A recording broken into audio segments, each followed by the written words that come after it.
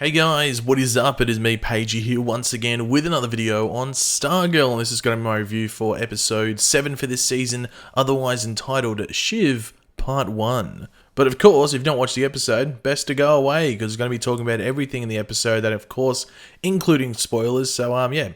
Go away if you've not watched the episode, but if you have watched the episode and you are continuing on with the video, be sure to let me know your various opinions, thoughts, theories, all that in the comment section down below. What was your favourite part of the episode, everything like that. Just let me know all that in the comment section down below. And of course, if you're going to enjoy the video, it would be awesome if you could drop a like on it to show your support for the channel and the Stargirl videos. So of course, last episode was the big Justice Society episode where we saw our team officially come together in their suits, go on their first mission, which wasn't a rousing success, but it wasn't a complete failure. They still got their punches in there, and they didn't stop the mission, but they at least made their presence known, if you want to call it, with a cool fight scene between Sportsmaster and Tigress, but of course Stripe coming in to save the day, towards the end. But Pat's not 100% on board with it, but I think he has no choice in regards to letting the kids join the team, and this being the new JSA, so I guess he's just going to go with the flow. But speaking of the new JSA, that's pretty much where we pick up this episode and start the episode. We see the new JSA pretty much living their new lives as heroes, loving it. And like we see with Beth specifically,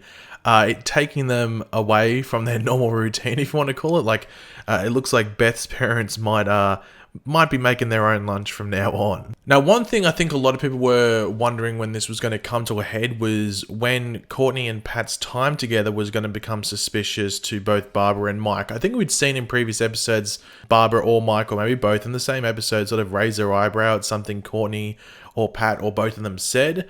But in this episode, you could see like it was more like a double eyebrow raise and like, what the hell's going on here sort of face. But with Mike specifically, it's about Courtney sort of eating up all the time with Pat, as we do see later in the episode at the homecoming football game, about everything they've gone through and just, how he doesn't spend all this time with Barbara and everything like that. Like, it wouldn't surprise me if we do get an episode, whether it's next episode or something like that, where Mike follows Courtney and Pat or one of them and learns, I'd say at least about Stargirl. Maybe he might learn that Courtney's Stargirl, or maybe he finds the big robot or something. Maybe Mike's at Pat's work or something along those lines.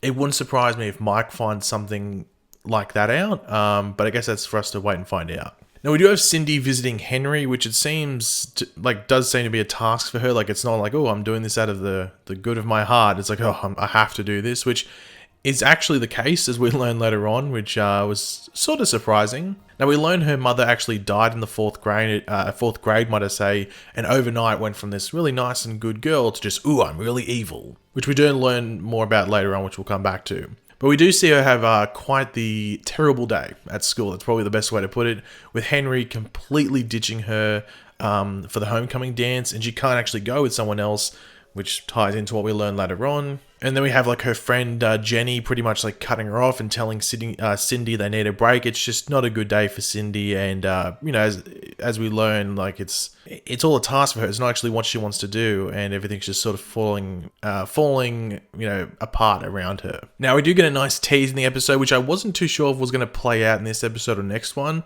but we do have Janitor Justin after running in with Cindy and then Courtney as well. We do see his enchanted sword in his janitor closet once again, seeing a nice Pegasus, or we'll just call it Pegasus for now, in like a calendar or poster or something like that. Nice little teasers there. Now, one of the more surprising bits in this episode was like Courtney and Cindy actually having like a quote-unquote nice moment together. So we see Courtney and Cindy in chemistry, I think it was. I think it was chemistry, or it might have been science, and they were just doing chemistry, and then whatever it was. We do see Cindy showing off her chemist skills. Obviously, her father's a chemist. And we do see them working well together and actually make plans for homecoming. And I was like, oh, okay, that's pretty interesting. And I was wondering where that was gonna lead in general. But you can see that's more Cindy going against the plan. That's Cindy going with herself and not following what she's been told. So that was an example of that. But one thing I was actually, oh damn, we actually got this, was Henry or Henry King Jr. in the test or the exam. And like I said in a previous, I think it was a review or a trailer breakdown, one of the two, it would be an OP ability or overpowered ability in that area to be like a quiz or an exam, especially if you weren't prepared. You just focus on the smart person and listen to their head and copy their answers. Like that whole scene allowed him to hone in on those abilities more and become more skilled. So it wouldn't surprise me next time we see Henry, he's not getting sort of freaked out about it. He's not hearing everything. He can more focus on, say, what Cindy's saying or what one of the teachers is saying. He's not listening to what everyone in that room is thinking. Now, obviously, this episode is called Shiv Part 1, and Cindy is Shiv in the comics, so we're getting a lot of Cindy in this episode. So we do go to Cindy's home with her stepmother, or one of the stepmothers, who is nervous as hell when Cindy walks in. Like, she's even just, waiting for Cindy to come in with a plate of cookies, I think they were. And Cindy pretty much threatens her that if she doesn't get what she wants, bad stuff's going to happen. But we do see Cindy go down to the ISA headquarters, which is connected to her house as well. It's connected to different things. It's even connected to the school, as we see later in the episode. And we see that it also holds her father, Dragon King's lair or laboratory, whatever you want to call it. Now, I think this is actually fairly cool that the ISA headquarters is just sort of this, complete underground thing in Blue Valley where it's connected to all these different things which aren't necessarily that close together. So it's connected to Cindy's house, it's connected to the American Dream, it's connected to the school. I think it's actually fairly cool. It's just like this underground thing. I think it's sort of it's just super interesting to me. I don't know, just like logistically and how it's organized and set out. It's just really interesting to me. Hopefully we find out more different entry points, even if it's Larry Croc or Crush's gym is actually connected to the ISA headquarters. That'd be fairly cool. But we do actually hear the other Injustice Society or ISA members talking about Stargirl, and that the other JSA members are probably just kids and sports masters talking about it after encountering them last episode. But we do see Cindy confront her dad and pretty much tell him yo, I want to be in the ISA, I want to be in the Injustice Society, and I don't want to play this role that you want me to play, such as having to be Henry's girlfriend and various things like that. And we also find out in this moment that Cindy actually had a part in her mother's death, it was a tantrum of sorts, and I was oh, okay, so that explains that. So maybe her killing her mum and in that tantrum thing is what sort of triggered her going from good to bad overnight, which makes sense. Now, you almost do feel bad for Cindy at the same time, as she was made into what she was at such a young age, and there is that struggle between just being a normal teenage girl, and what her father wants of her. So there is that inner struggle, which I think by the end of this episode is gone, but there might still be hints at it next episode. Now, obviously, leading off from the end of last episode where we have this new JSA formed, Pat is attempting to train this new JSA into what to do with not only their own abilities, but also against the abilities of the Injustice Society as well. So they do go over each ISA member, but of course, Courtney ruins it all by trying to rush and only really thinking of herself, saying I'm ready, so let's go. But it's well, hold on. It's not just about you, it's about your teammates as well. You're being extremely selfish here, and everyone pretty much agrees with what Pat's saying there. That her teammates aren't impressed. They're yo, that's sort of lame what you did there. Now, I'm pretty sure all of this was done to sort of lead to a head at the end of this episode where, what happens between Courtney and Cindy. I'm pretty sure that's what was done here. It's sort of a lesson for Courtney not to rush into things, which Courtney's been doing pretty much the entire season. You think by this point she would have learned, but I guess she's a teenager, so teenagers don't listen, so that's understandable.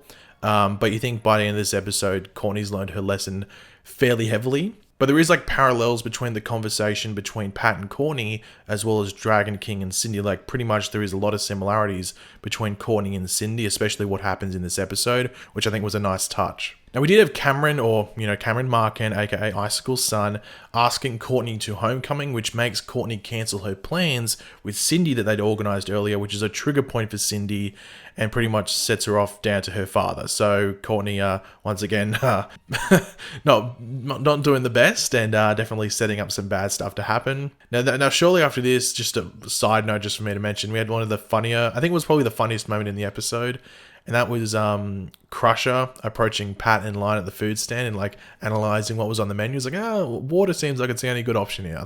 Just thought that was funny, and you could just see Pat's face is oh, seriously, you again? Now, we did have Courtney following Principal Bowen. Once again, Courtney not really thinking about stuff too much and just going in gung-ho and just rushing things. But we see her follow Principal Bowen down into the ISA headquarters, which is just like a maze of sorts, and leads Courtney back onto the school grounds through a locker. So, well, good luck there. But it is seen by Cindy in the lair on the security cameras, which leads to Courtney being attacked by Cindy as Shiv in the costume and everything like that.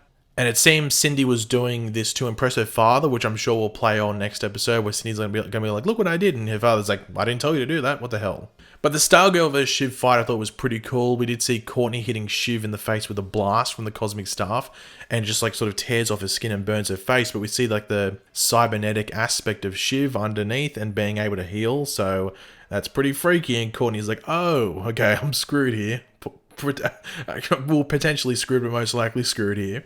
Now, unsurprisingly, we did get Shiv getting the better of Stargirl. Like, I think it was sort of obvious that was going to happen, especially what happened early in the episode with Courtney sort of just going off and doing her own thing. I think it was fairly obvious that she was going to pay the price for that. But instead of Shiv being able to finish off the job, Courtney is saved by janitor Justin and his sword. He's able to save her. And as Courtney passes out, he said something. I wasn't able to tell what he said. It was like another quote sort of thing. But he gets away as Pat comes in. So the big reveal of who Janitor Justin's character actually is, hopefully should be coming soon. I'd expect, maybe not next episode, but maybe like episode 9 or 10, that might be revealed. But he does recognize Pat and says Stripesy. He doesn't say, oh, there's Pat. He goes, Stripesy, or whatever. Stripesy. I don't know, however his accent is. He says that. So that's obviously, there's the connective tissue there, which I'm excited for them to dive into. But that's pretty much the cliffhanger. The cliffhanger is Pat with Courtney in his arms, and it is going to be interesting to see what happens in the second part of this story next week. Mainly the fallout with Cindy, aka Shiv, and what her father thinks of what she's done, as well as how the explanation of what has happened to Courtney is dealt with by Pat, as well as the other heroes, and maybe even Barbara if she's there as well. I don't know if Barbara's going to be in the next episode, or if she's still away with Jordan. That'll be interesting. But overall, this episode was... It's only part 1 of a 2-part story, so that's obviously important to keep in mind when you're like ranking this episode. But this is one of my favorite episodes. Again, I say that every week, but I think it just gets better and better every week in regards to the greatest story of the show. Even though you might prefer episode 3 over episode 5 or 6, it still gets better and better every week, if that still makes sense. So I'm excited to see what they do next week to wrap up this story, and I think that's probably the better way to judge it, because it is a part 1 and part 2 in regards to how you judge this whole thing. But yeah, another great episode of Stargirl, and I can't wait to see the fallout from this episode, and also what it sets up going forward into the final handful of episodes for the season. But yeah, guys, thanks for watching. Hopefully you enjoyed the video. If you did, it'd be awesome if you could drop a like on it to show support. Let me know in the comments section down below your various opinions on this episode. What did you love? What did you hate? Let me know all your various opinions on that in the comments section down below. And of course, if you are new to the channel, make sure to subscribe. And yeah, I'll catch you guys later. Goodbye.